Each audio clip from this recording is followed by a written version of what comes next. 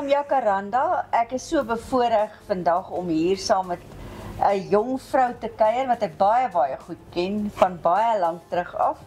En dis vir my so lekker om vir Tanya Lou vandag hier saam met my en hier langs my te hê en met haar te gesels, want sy het so 'n interessante lewe. Sy is 'n befaamde fotograaf en fotografie is basies haar lewe. En ek is nou nie hier om te sê wat sy doen nie, ek is hier om vir haar te vra wat sy doen, sodat julle kan hoor wat sy doen, want sy's 'n Pretoriaaner. So, Tanya, dis vir my so lekker om hier saam met jou te kuier vandag na baie jare. En by jou te hoor, en ek wil hê jy moet vir die kykers verduidelik, waar het jy belangstelling in fotografie, waar het dit begin? En ietsie van die storie van fotografie, of wat het dit veroorsaak? En vertel 'n bietjie vir die kykers, wie is Tanya en wat doen Tanya? Eerstens baie dankie Riet om my te hê. Ek waardeer dit baie. Dis so lekker om jou weer te sien. Ja. So vir my is ek 'n fotograaf. Vir my gaan dit altyd oor die storie wat stil is. En ek voel om deur 'n lens te kyk jy eintlik en jy kyk anders na die wêreld en jy kyk anders na objektiewe en landskappe. En so dit het eintlik oorspronklik begin met landskapfotografie in Londen. En ek het 'n ongelooflike passie net vir fotografie ontwikkel en om meer tegnies te raak. En ek het natuurlik 'n design geswat. Toe ek oorkom Suid-Afrika het ek my eerste werk gekry as 'n kurator, 'n vrou met 'n baie groot private kolleksie. En daar het hulle my gevra om foto's te neem van die kunswerke. En waar ek regtig begin besef het hoe 'n kuns, 'n objek en ook voorwerpe so 'n storie kan vertel wat baie min mense raak sien. En dit is amper of 'n mens regtig so basies begin na erfenis kyk, die geskiedenis van erfenis. En 'n mens, as jy eers daai objek vashou en jy begin sy tekstuur kyk en jy kyk sy kleur en jy kyk na die craftsmanship hoe dit aan mekaar gesit het, kan jy eintlik begin besef, maar dis nie net waarvandaan ons kom nie, maar jy kan soveel sien van hoe het ons ontwikkel. Wat was ons storie in daardie tyd? En so is dit nog toepassing op ons hede. So dis basies wat dit vir my regtig interessant geraak het. En ek het nou natuurlik as kunstenaar self doen ek ook konseptuele fotografie, waar ek voel vir my dit is 'n brug tussen beskerming van erfenis, maar ook om vandag se tyd onsself te kan uitleef en daai storie van ons elkeen te vertel. So dis waar basies my liefde vir fotografie begin het. Ja, dit is lank. En jy het nadat jy in Suid-Afrika was, het jy fotografie in Londen, onthou ek as ek reg is, gaan studeer en ek het dit as 'n bysaak gedoen. Maar in ons vooraf gesels het jy ook genoem dat jy gee ook klas by die universiteit? Ja, ek is watter spesifiek? Ja, ek is 'n guest lecturer by Tangible Heritage Conservation. Dis 'n departement by die Universiteit van Pretoria en hulle spesifiek konsentreer op museumkunde en erfenis en hoe dit bewaar word. Ja. So ek weet nie of julle weet nie, ons land het ongelooflike art restorers en hulle werk nou natuurlik met die beste. Ek meen as jy Sandra Markgraaf gebruik, as jy Maggie Louwfer wat die departement hardloop en hulle doen regtig baie navorsing en verder gestudeer hoe om kunswerke te beskerm. So byvoorbeeld Maggie Louwfer wat die departement hardloop.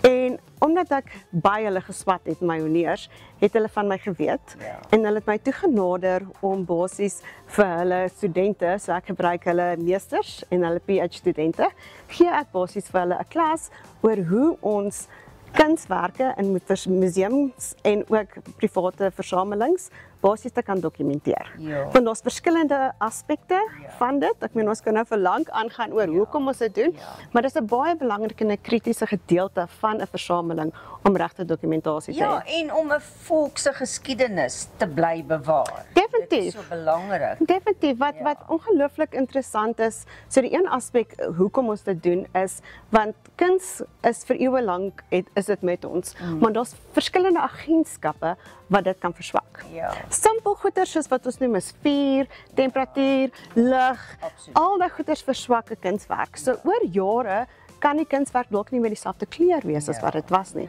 En deur perfekte dokumentasie te kan hê, kan daai art restorers gaan en dit restoreer. En ook 'n baie belangrike ding is wat veral nogal 'n groot passie raak vir my is, daar's baie beperkte toegang tot sekere kunswerke omdat dit sê nou 'n lokasie verbonde is. Ja. Nou kan jy gaan en jy dokumenteer jou kunswerk en jy kan wêreldwyd bekendstel. Ja, dis baie interessant. So, op die oomblik beoefen jy nog steeds privaat fotografie. Ja. Gee dit nog vir jou genot om net doodgewoon. Ja, dit is vir my ongelooflik lekker. Ek praat altyd so van my besigheid is Art Emotions. Ja. En dit is so 'n brug tussen erfenis en beskerming van geskiedenis, maar dan ook die kreatiewe kant wat vir my vryheid gee om spesifiek veral ek is baie geïnteresseerd in identiteit, fragmentasie van jouself en dan ook hoe die emosies integreer met die lyf. So dit is vir my half ook weer om my vryheid as kunstenaar te kan uitleef en nie net baie tegnies te wees nie.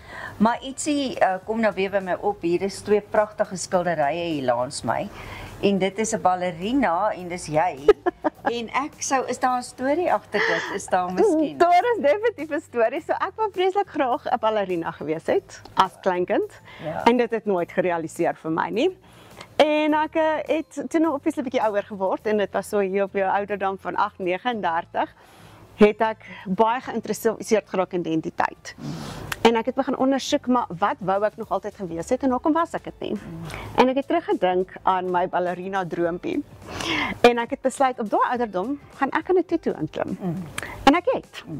En ek het daardie storie begin integreer tussen die onbewuste en die bewuste. Was vir my 'n baie belangrike konsep en dan daai fragmentasie van dieself, daai groot stryd tussen ons wat die onbewuste half eintlik wil hê, maar wat die bewuste vir ons sê ons moet nie. En dit is baie keer wat social pressure van die wêreld vir ons sê wat ons kan en wat ons nie kan nie. So jy moet 'n sekere figuur hê, sê nou maar, om 'n ballerina te wees of nie vreeslik ekstremerties nie op jou plek. En so dit was waar die ballerina tema vandaan gekom het. Ag, dis wonderlik. Ja, dit is 'n mens kan ek dink ons kan seker ou nag toe praat, nê, as ons lus het. Maar dis vir my net wonderlik om hier te sit en jou te beleef en te sien vir dit wat jy alles doen en dit wat jy beleef en ons het dit nog nie eers genoem nie. Jy was oor see nou onlangs om te gaan wat doen? Ons kan dit miskien net ook vinnig by sê. So ek is deur die Universiteit van Pretoria genader om so plus minus 170 artifacts van die Mapungubwe kolleksie. So dis basies the South African National Heritage Collection om dit af te neem vir hulle. En so terwyl ek met hulle gewerk het, is ek deur die Metropolitan Museum of Art direk gekontak en gevra want hulle maak 'n nuwe veel oop. En dis die Africans Galleries en gevra hulle wil vreeslik graag die spesiale goue rhino in die kolleksie sit en of ek vir hulle dit sal afneem in die omgewing waar die rhino in sy uitgestel word. So dit is waarvoor ek is en toe is ek natuurlik genooi na die opening toe. Ag, wonderlik. Ja, so in en om Jacaranda, in en om Suid-Afrika waar jy ook al gaan kyk 'n bietjie en gaan kyk ons Suid-Afrikaners het almal 'n droom en ek wil vandag vir julle aanspoor deur dit wat julle hier hoor, leef jou droom en volg jou droom. Dankie dat julle saam met my gekuier het by Tanya. Baie dankie dat jy ons ontvang het. Dit was heerlik om met jou te gesels. Dankie Red, ek waardeer dit. Bye bye.